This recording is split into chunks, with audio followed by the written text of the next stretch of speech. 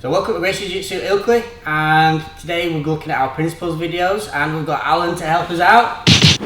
And today we're going to look at the distance principle. Now we'll talk about distance management a lot more in future, because again you can do it from standing, you can do it on the ground, you can utilize distance to actually own the space and the distance. But a very good way to describe and look at this principle for now, again going back to looking at self-defense perspective, is thinking about how we can manage distance safely from strikes. Because imagine that Alan was wanting to strike me. If started to throw strikes at me and I just kind of maybe blocked a little bit and I moved back, and if he went to strike me again and I moved back, eventually, this person can always move a lot quicker moving forward than we can moving backwards. Eventually we might fall over, hit a wall. Plus if I just stay here, while he's throwing these strikes, I'm on this high impact zone. This is not where we want to be.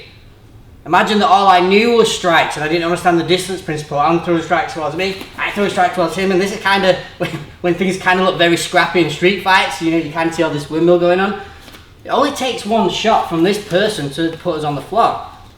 So any time that I'm trying to maybe strike Alan, I'm putting myself in range of getting hit myself. So again, how can you utilize the distance principle? So the first thing we've got to think about is where we're going to be safe. Where's the green zones? Okay, so if I'm stood here, we'll say about 2 arms length away, anywhere outside the punching and kicking range, this is more of the green zone, because if Alan was just staying static right now and tried to throw a strike without moving towards me, I'm outside of reach.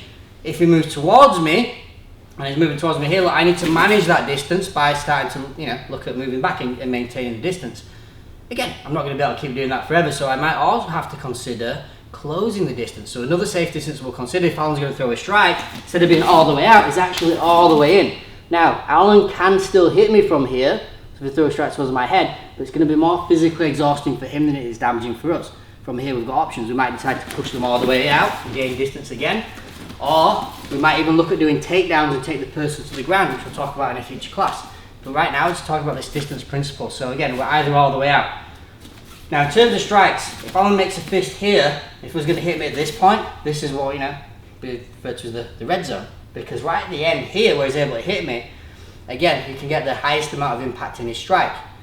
Here, it's probably yellow, and then here we're back to green. So basically we've gone from the green zone, red, yellow, green. So again, all it is against is trying to throw strikes. How can we cover that distance the most efficient amount of time possible so we can get back to that green zone? And again, it's all in that time. So as Alan starts to throw strikes towards me, I'm covering everything up. So my frames are up. So these are more of my compressed frames around my head, just in case there is a little bit of impact. But basically, I'm going from all the way out to all the way in, so I can manage the distance. And then we can get to here. We always say whoever manages the distance manages the amount of damage that can be dealt. So from there, we're either going to look at pushing away or taking to the floor. And then later on, future videos, we'll talk about if a person's on top of us, how we can utilize that distance management principle to keep ourselves safe from strikes, from punches.